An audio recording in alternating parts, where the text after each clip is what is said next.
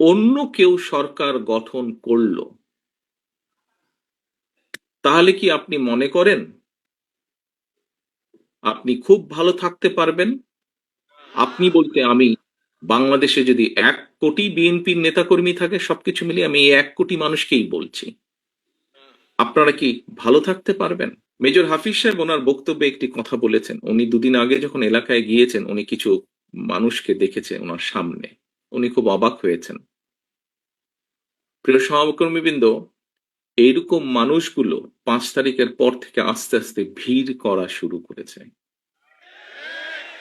এরকম এখানে আরেকজন বক্তা বলেছেন যে এই ঘরে যারা উপস্থিত আছেন, খুব সম্ভব মঈন খান সাহেব বলেছেন ওনার বক্তব্যে, যে এই ঘরে যারা আপনারা উপস্থিত আছেন, আমাদের দেশনেত্রী থেকে শুরু করে আমাদের গ্রামের প্রতি শেষ কর্মীটি পর্যন্ত, প্রত্যেকটি মানুষ বিগত 15 বছরে, 16 বছরে, আমরা 111 থেকে ধরলে আরো লম্বা সময়, আরো 2 বছর সময়, কিভাবে আপনারা অত্যাচারিত হয়েছেন, নির্যাতিত হয়েছেন।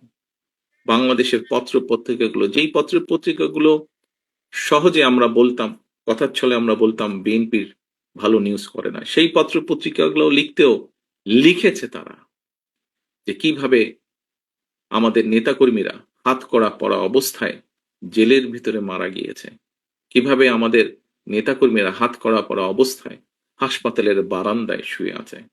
প্রিয় সহকর্মীবৃন্দ, এই ঘটনাগুলো, এই দৃশ্যগুলো নিশ্চয়ই আপনারা ভুলে যাননি। আপনারা যদি ভুলে না গিয়ে থাকেন প্রিয় সহকর্মীবৃন্দ, তাহলে আপনাদের প্রত্যেকের মনে আজকে একটি প্রশ্ন বা জিজ্ঞাসা আসা উচিত যে কেন আমরা ওই যে হাফিজ সাহেবের যাদেরকে দেখেছেন, কেন এই মানুষগুলোকে আমরা আমাদের আশেপাশে ভিড় করতে দেব?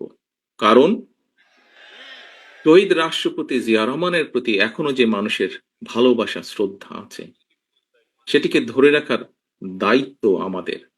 ওনার যেই পরিকল্পনা, যেই আশা, যেই আকাঙ্ক্ষা নিয়ে আমরা আলোচনা করেছি, ওনার যেই সফলতাগুলো নিয়ে আমরা আলোচনা করেছি, যা দেশ এবং দেশের মানুষকে উপকৃত করেছে, সেগুলোকে যদি আমাদের কন্টিনিউ করতে হয়, তাহলে অবশ্যই আমাদেরকে যেমন সতর্ক হতে হবে, আমাদের প্রত্যেকটি নেতাকর্মীদেরকে যেরকম সতর্ক হতে হবে, সচেতন হতে হবে, একসাথে একইভাবে যেটি মহাসচিব সাহেব ওনার বক্তব্যে বলেছেন, যে মানুষের পাশে গিয়ে দাঁড়াতে হবে। বাংলাদেশ জাতীয়তাবাদী দলের নেতাকর্মীরা যারা অত্যাচার, নির্যাতন সহ্য করেছে, এই যে 60 লক্ষ মানুষ বা তারও বেশি সংখ্যক মানুষ, আমরা কি ওই মোটরসাইকেল বহরের যারা, তাদেরকে সুবিধা দেওয়ার জন্য এই অত্যাচার, নির্যাতন সহ্য করেছি? অবশ্যই নয়, অবশ্যই নয়। সহকর্মীবৃন্দ, মানুষ হিসাবে আমরা বিভ্রান্ত হয়তো হতেই পারি, কিন্তু যে পরিস্থিতির ভিতর দিয়ে আজকে এই মুহূর্তে আমরা যেখানে এসে দাঁড়িয়েছি, সহকর্মীবৃন্দ, আমি বিনীত হাতে আপনাদের কাছে করজোড়ে অনুরোধ করব, এই ঘর বা এই ঘরের বাইরে নয়, সমগ্র বাংলাদেশে শহীদ রাষ্ট্রপতি জিয়াউর রহমান এবং দেশনেত্রী বেগম খালেদা জিয়ার যত সৈনিক, যত কর্মী আছেন, আপনাদের কাছে বিনীতভাবে অনুরোধ করব, দয়া করে আপনারা ওই মোটরসাইকেল আলাদেরকে ভিড় করতে দেবেন না। দয়া করে আপনারা নিজেদের প্রত্যেককে,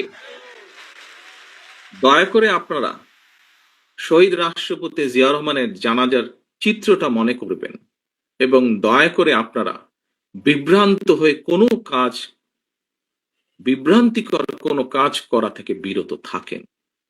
সহকর্মীবৃন্দ, কথা প্রসঙ্গে সবাই বলে যে একটি নিরপেক্ষ নির্বাচন হলে, বিভিন্ন আলোচক বৃন্দ বলেন যারা বিএনপি করেন না, আপনারা বিভিন্ন টক শো দেখেন, আমিও দেখি, বরং হয়তো চেষ্টা করি একটু বেশি দেখতে, যেহেতু দেশ থেকে দূরে আছি।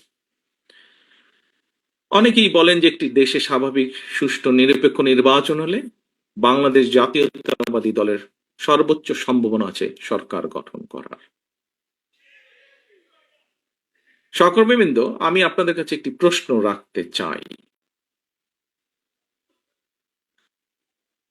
সেই মোটরসাইকেল আলাদের তাদের নিজ স্বার্থ উদ্ধারের জন্য, বা আমাদের কিছু নেতাকর্মী বিভ্রান্ত হয়ে যদি এমন পরিস্থিতির উদ্ভব হয়, যেখানে অন্য কেউ সরকার গঠন করলো, তাহলে কি আপনি মনে করেন আপনি খুব ভালো থাকতে পারবেন? আপনি বলতে আমি, বাংলাদেশে যদি 1 কোটি বিএনপির নেতাকর্মী থাকে, সবকিছু মিলিয়ে আমি এই 1 কোটি মানুষকেই বলছি, আপনারা কি ভালো থাকতে পারবেন? কারা চলে আসবে, কি চলে আসবে আমরা জানি না। তবে আর যাই হোক, সেটা আপনাদের কারো জন্য ভালো হবে না, আমাদের কারো জন্য ভালো হবে না। প্রিয় সহকর্মীবৃন্দ, কোনো কারণে যদি অন্য কেউ সরকার গঠন করে, একজন রাজনৈতিক কর্মী হিসেবে আপনার এতটুকু চিন্তা, এতটুকু সেন্স থাকতে হবে, অন্য কেউ যদি সরকার গঠন করে, বাংলাদেশের রাজনৈতিক প্রেক্ষাপটেই হোক, আন্তর্জাতিক রাজনৈতিক প্রেক্ষাপটের ক্ষেত্রেই হোক, সেটা কি দেশ এবং জাতির জন্য খুব ভালো হবে? আমি দৃঢ়ভাবে বিশ্বাস করতে চাই যে আপনারা পরবর্তী যে সেকেন্ড নাটা বললেন, আপনারা বুঝে শুনেই নাটা বলেছেন। প্রিয় সহকর্মীবৃন্দ, আপনারা যদি বুঝে শুনে নাটা বলে থাকেন, তাহলে আপনারা সঠিক বলেছেন। এবং তাই যদি হয়ে থাকে, দুটো প্রশ্ন করেছি আপনাদের, দুটোতেই আপনারা না বলেছেন।